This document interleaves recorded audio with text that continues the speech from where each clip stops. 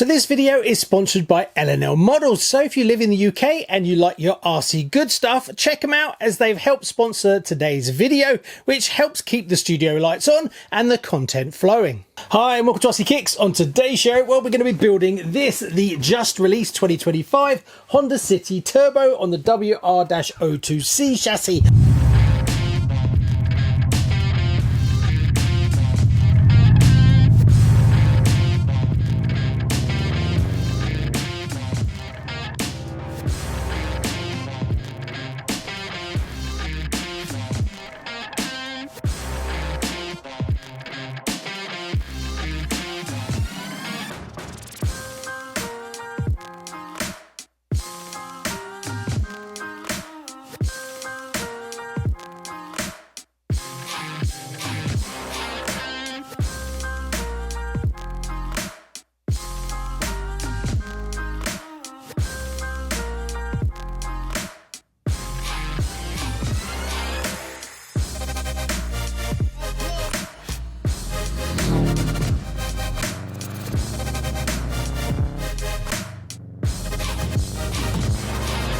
Now this originally came out all the way back in 1983 and it wasn't called the Honda City Turbo, it was actually called the Willys Wheeler. So I can kind of see why they changed that these days, as I'm pretty sure that's going to offend just about everyone. 2025. Anyway, it was released on the 30th of 8th, 1983. It only ran for 1 year under kit 58039. Then it disappeared. And then we didn't see it again from Tamiya until 2015, as it was re-released as the Honda City Turbo that we know now, under kit 58611 on the 1st of the 4th, 2015. That was then on the WR-02C chassis, exactly what you see here. And then it disappeared. Now that was over 10 years ago now, and prices were getting a little bit stupid, which is why I never actually got one on the show, as I missed the 2015 ones and then never happened. But in 2025, we were lucky enough that Tamiya re-released it again, so now you could pick it up for a lot less money. So we're all laid out, ready to go, and the first thing we've got to do is build up the rear arms. Now they built up the diff already for you. Obviously this is more of an entry kit, so they wanted to do some of the heavy lifting, but they've put in the bushes. So I obviously want to put bearings in this, so we kind of got to go backwards to go forwards. So the first thing we've got to do is open this up, swap out those bearings, and then we can carry on as normal. Now you won't find how to dismantle the rear diff housing in the front of the manual, you'll find it in the rear. I would recommend doing this if you're going to think about driving it, as it will make the car a lot smoother if you fit bearings to it. Now the good news is you don't need to dismantle the diff itself, you can just take it out and put it to one side, as the bearings you're going to be swapping out are, as you can see here, just go on the gears themselves. As for the brass bushes you removed, I have no idea, I collect them for no reason whatsoever. Do what you like with yours. So that basically gets us back to stage one, where we're going to build up the arms. Now these are a two-piece arm and then you screw them together. Make sure the markings on the top line up as you see them, as you can get them round the wrong way and you'll just have to redo them. Then we can push the pins through the actual arm and the pivot points, and then we do the top two, simple little screw that goes through. Now we move on to step 3, where we're going to build up the rear wheelie bar. There's two sides to it, and then the wheel itself, which is sandwiched in the middle with two screws holding it together. After that, we have 4 bolts that go through and you attach it to the rear chassis. Now this can be a little bit fiddly, as you've got 4 screws, all with spacers that have to line up as you screw them in.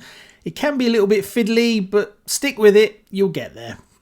So now that we've finished the lower arms and the wheelie bar, we can turn our attentions to the C-hubs and the main hubs. If you're going to fit bearings, don't forget to put them in place now, and then we can put in the dog bones and then move on to step 11 and bag B.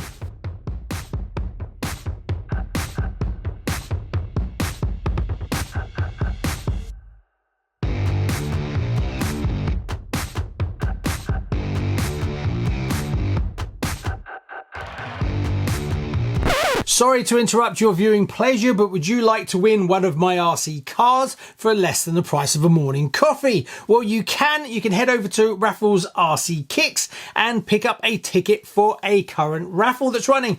Currently right now, I think we're doing the 89 Masami Team Associated. Mwah, that one's going to be beautiful. Also, as a thank you to everybody who watches the show, I also do totally free ticket raffles, not tickets that are free when you buy. I mean, totally free. Everyone can just get one ticket and then you could be in the chance of winning an RC for nothing to your door. So what are you waiting for? Well, end of the video, obviously.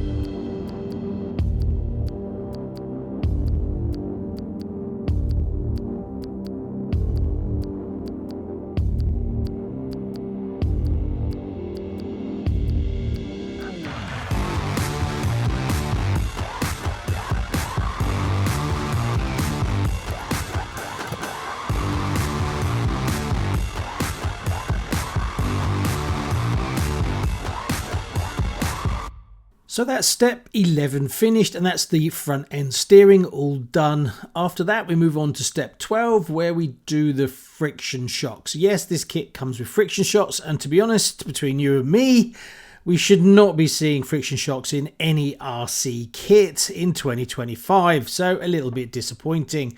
I would highly recommend, if you're going to be driving this, to look around at replacing these for oil shocks, as these are just terrible. You could argue that this is what gives the car a slightly goofy, comical feel about it, but honestly, I think that's just kidding yourself. Tamiya, it's just not good enough in 2025.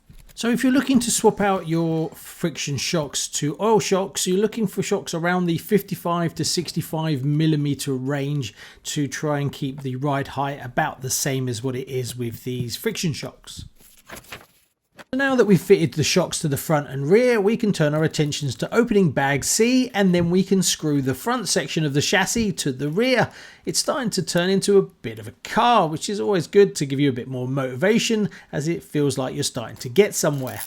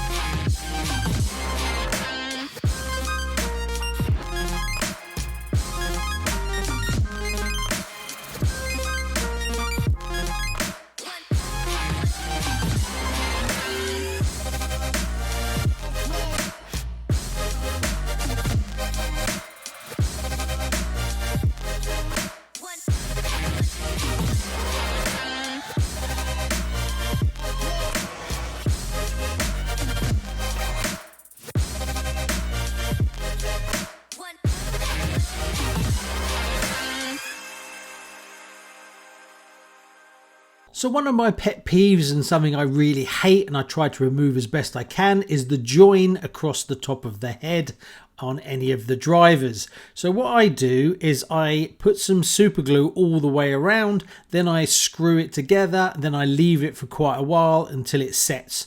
Then I sand it down with some wet and dry until I remove it. It does surprise me just how much the heads flex, so you get a lip. So do take your time to remove all that, as you will get it back at the end when you paint up the helmet. It looks so much better without that line going all the way through it. To save myself a little bit of time, I didn't bother cutting out the red stripes that go around the bumpers. I actually had red edging tape that was perfect for this, so I used that instead. I was actually worried about fitting these side decals, as I wasn't sure how hard they would be to line them all up. I didn't actually find it that difficult, as when you put the decals on the body, they do follow the contours and the lines of the actual hard body itself. What I did find a little bit more tricky is you actually have to cut out the door handle and the two key locks for the petrol tank and for the door. So make sure you cut those out before you try and fit it.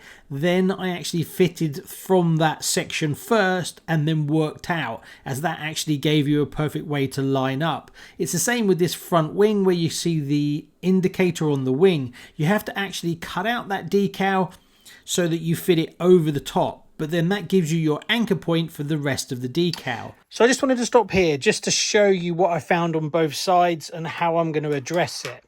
So you basically set this decal by the door lock and the door handle, and you cut that out, and that's your center. Then you can do the back, that's straightforward, no problem at all. But then what I found is that this section here is too long and actually overlaps that line.